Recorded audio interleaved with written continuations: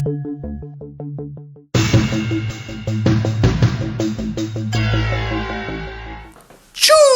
Ni hao, je suis Greg le Geek ou GG pour les intimes et je vous souhaite la bienvenue pour cette nouvelle vidéo avec aujourd'hui le Doogee Y200, oui, un smartphone plutôt sympathique de 5,5 pouces en HD avec un processeur quad-core et annoncé par le fabricant comme Young and Luxurious, ça veut dire jeune et luxueux, ah oui, parce que voir les produits en photo, bah c'est bien, mais les voir en vidéo c'est mieux, alors débridez-vous et découvrez tout notre high-tech ou smartphone.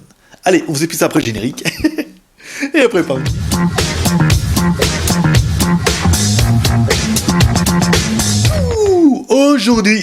Aujourd'hui, c'est Doogee. Oui, bah Doogee Y200, notre smartphone. Bon, on l'a vu, 5,5 pouces, HD, quad-core and luxurious. Allez, on va regarder un petit peu tout ça. Alors, on attaque par le contenu de la boîte. Une boîte super bien fournie, ça se fait plaisir. Alors, un chargeur secteur, un câble USB, micro USB, un kit piéton, ça c'est pas mal. Une coque rigide.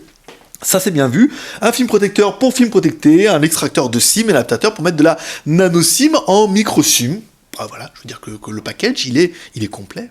Allez, pour regarder un petit peu les proportions de l'animal, on attaque comme toujours par notre premier marché exceptionnel, qui est...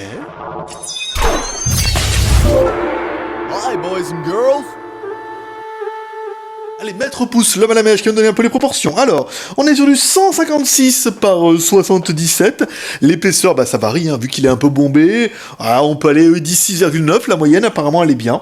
Et enfin, le poids de l'animal, on est sur du 156 grammes.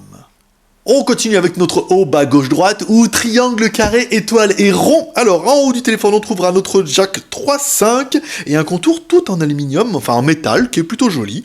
En dessous, notre connectique micro USB et enfin un microphone. Sur le côté gauche, notre emplacement carte SIM. Alors attention, c'est une carte SIM recto verso. Alors double SIM ou SIM plus micro SD. D'un côté, vous allez trouver un emplacement pour mettre juste une micro SIM. Et de l'autre côté, vous pourrez trouver un emplacement soit pour mettre une micro SIM ou une micro SD. C'est à prendre en considération, c'est un peu le bordel. Et enfin, sur le côté droit du téléphone, on retrouvera notre bouton Power On-Off et notre volume plus-moins. On a vérifié en dessous, on essaie de mettre une clé OTG dans le micro USB, et on a bien une compatibilité avec l'OTG, c'est-à-dire que vous pourrez lire des cartes mémoire, des lecteurs de cartes, par exemple, clavier, souris, ce que vous voudrez. L'aide de notification, oui. Ensuite, on a une jolie petite notification qui change de couleur. Voilà, bien, ça c'est bien. En même temps, c'est le but de la notification, mais tous ne l'ont pas, ça fait plaisir. Et enfin, pour les boutons rétro-éclairés, non, pas rétro-éclairé du tout. Un bouton power, enfin un bouton central et un bouton à gauche et à droite qui sont pas allumés, ils sont juste chromés. Notre téléphone est unibody, ça veut dire que vous ne pourrez pas l'ouvrir. Dedans, on trouvera une batterie de 3000 mAh. C'est pas mal, c'est bien. Alors, on a un écran, un CPU quad-core avec un écran HD, c'est pas mal. Batterie 3000 mAh intégrée. Au niveau de l'écran, on vient d'en parler. Alors l'écran, c'est un IPS OGS. OGS, ça permet d'avoir un écran encore plus fin au niveau de la conception. Alors, il lit le LCD avec le touchscreen. Enfin, bon, voilà. Alors un écran de 5 pouces en HD qui fait bien le taf, qui permettra de regarder des jolies petites vidéos de coréennes, par exemple. Voilà, c'est un bel écran, c'est du HD, mais en même temps sur des tailles comme ça, 5,5 pouces, HD, Full HD. Un bon HD vaut des fois mieux qu'un mauvais Full HD. On vous l'a dit, notre téléphone est double SIM, donc deuxième UI. On regarde un peu le menu, étoile dièse 06 dièse, on a bien deuxième UI en 35. On vous laisse un petit peu les deuxième UI si vous voulez aller jouer sur Free Mobile pour voir si vous avez droit aux offres incroyables.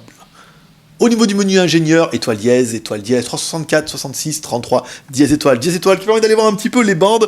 Et là, alors là, c'est la fête au slip complet. On a bien toutes les fréquences 2G, au niveau du 4G, au niveau du 3G, ouais, il y a même trop que 850, 900, 1700, 1800, 1900, 2000, on a tout ça. Et enfin, au niveau du 4G, pareil, on est blindé, on a du B1, B3, B7... On a le B2, on a le B17, on a le B20, ah, je veux dire, c'est le porte-avions et tous les avions qui sont dessus, hein. Au niveau du CPU, comme toujours, CPU identifieur, on va donner un petit peu au CPU, donc c'est un 4 x 1 GHz, donc c'est un MT6735P, notre version light, hein, qui tourne à 4 x 1 GHz. Ça fait le taf, c'est pas incroyable, mais ça suffira largement pour une utilisation quotidienne. On continue comme toujours avec notre deuxième version exceptionnelle, qui est...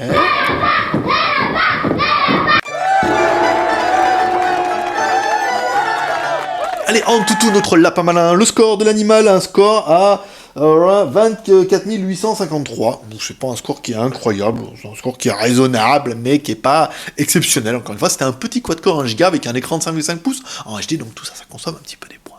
On continue avec la technique et Z-Device, on va un petit peu voir notre Z-Device, et là on voit bien qu'il n'y a pas de compas. Apparemment, sur tous les derniers Doogie, il n'y a pas de compas, donc en même temps, ça ne nous étonne plus vraiment. Au niveau de la version Android, alors c'est du 5.1 qui upgradera certainement 6.0, mais ça c'est pas noté sur la fiche. On aura bien aimé le Hawk Note qui permet d'avoir un transfert de fichiers sans contact, le Smart Gesture hein, pour éteindre le téléphone, nanana, vous le posez sur la table, nanana, et enfin le Wake Gesture aussi, ça c'est pas mal pour mettre après vous dessinez un C, un O, un G, un E, un E, un K, vous avez un Geek et vous permet d'amener le téléphone directement sur la page JT Geek si jamais ça vous donnait l'envie. Notre smartphone a un lecteur d'empreintes digitales sur son petit bouton au milieu, ça c'est bien, comme toujours, on ne sait pas comment ça marche, tous les lecteurs maintenant fonctionnent plutôt bien, nouvelle génération, vous pouvez mettre un code et après vous allez vous scanner tous vos doigts un par un et vous les enverrez après au FBI parce que X-File a repris, il faut bien les envoyer à quelqu'un. Au niveau de la mémoire, on essaie d'aller voir un petit peu nos applications en cours, on est bien sur un téléphone qui fait 2 Go de RAM, bon, c'est pas mal, ça suffit largement maintenant. Ensuite on sort, on essaie d'aller voir un petit peu la mémoire, la ROM, au niveau du stockage, non pas notre carte mémoire, mais la stockage interne, et on est sur du 32 Go, ah c'est quand même plutôt pas mal. 2 Go de RAM, plus 32 Go de ROM, plus la micro SD que vous pouvez mettre au moins jusqu'en 32 Go, plus l'OTG, ça fait un appareil qui est plutôt complet en mémoire. On écoute de la musique avec notre amie Britney Spears, Baby One More Time, ou Bébé Mets-moi encore un petit coup.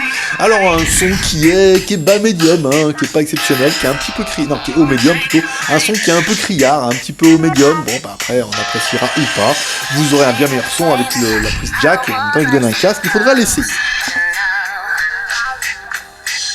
Au niveau de la vidéo, rien à dire, la vidéo est parfaite, envoyée par Jean-Pierre, vous envoyez plein de vidéos.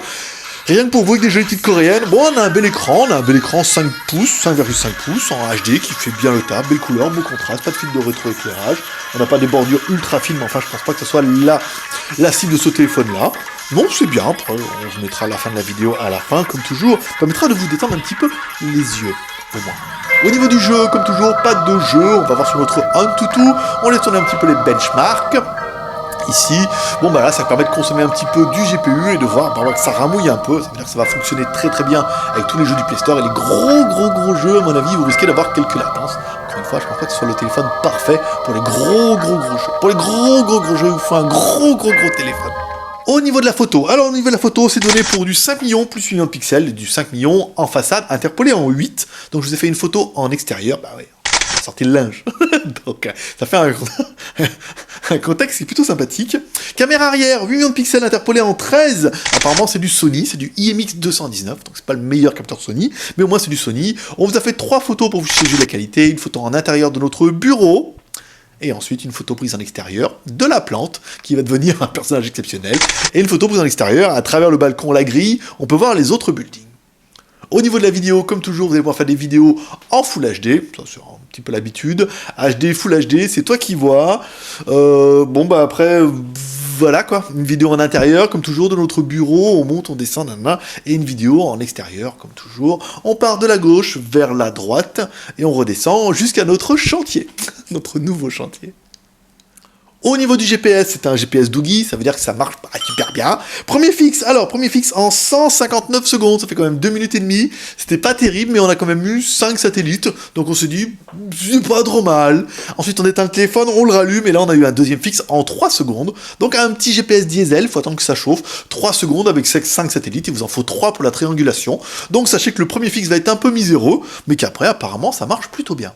Au niveau du Wi-Fi, bon bah c'est sans surprise, on est à 2 mètres du routeur, pas bien compliqué, on est à fond les ballons, ce qui permettra d'aller sur Bing dans un premier temps et d'aller voir nos deux JT Geek, un jtgeek.com pour la version anglaise, jtgeek.com version française où vous trouverez nos vidéos en français, un jtgeek.net où vous trouverez nos vidéos en anglais, parce qu'on a 2 chaînes YouTube, 2 sites, s'il y en a qui n'ont pas encore compris. Voilà. Concernant le téléphone nous a été envoyé par MyFox et eux le vendent pour la maudite somme de 139,89 € pour un téléphone qui est plutôt compact, plutôt homogène et quand même plutôt joli. Qu'est-ce qu'on pourrait dire de négatif pour ce téléphone? Alors, les boutons qui sont pas rétroéclairés, c'est un petit peu dommage, mais enfin, c'est pas... Voilà. Le GPS, le premier fixe qui est un peu mou du genou, mais bon, après, voilà, quoi. Et enfin, c'est un Doogie. Donc, Doogie jouit d'une réputation de smartphone un petit peu underground de Shanzai. Voilà. Pas d'une qualité incroyable. À savoir que les usines ont quand même bien évolué, qu'on a remarqué quand même un net upgrade de la qualité, donc peut-être que maintenant, c'est bien. Voilà. Vous me direz en commentaire si vous avez acheté les derniers Doogie, vous me direz ce que vous en pensez, par exemple. Tchou! Bon, il est venu le temps du bilan. Eh ben, un bilan qui est plutôt bon pour un smartphone qui est plutôt sympathique à 140 €.